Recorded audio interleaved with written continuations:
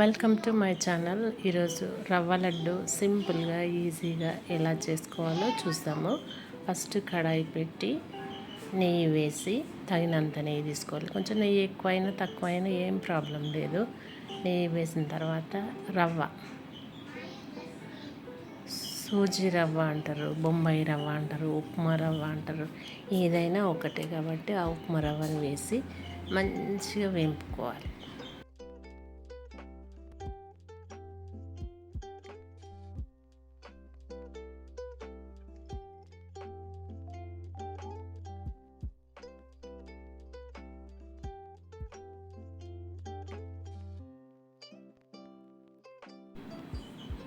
Brown colour వచ్చేంత వరకు వేపిన తర్వాత ఒక బౌల్లో తీసుకోవాలి. దాని తర్వాత ఇంకా కొంచెం నెయ్యి యాడ్ చేసి మళ్ళీ కొబ్బరి పొడి ఎంత అంటే నేను 1 కిలో ఉప్మా రవ్వ తీసుకుంటే ఒక 250 గ్రామ్స్ కొబ్బరి పొడి తీసుకున్నాను. ఆ కొబ్బరి పొడిని కూడా నెయ్యిలో మంచిగా వేపాలి.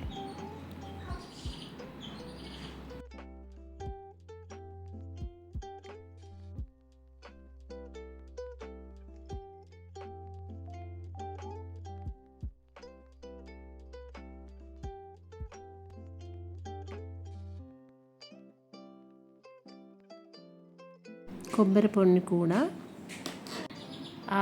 ఏంపిన ఉప్మా రవ్వలో, సూజీ రవ్వలో కలిపేసుకోవాలి.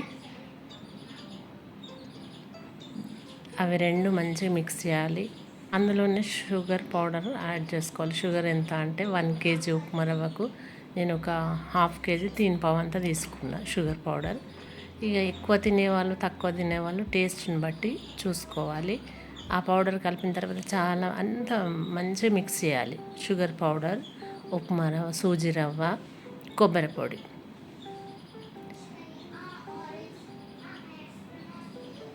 అంతా కలిసేంత వరకు మిక్స్ చేసి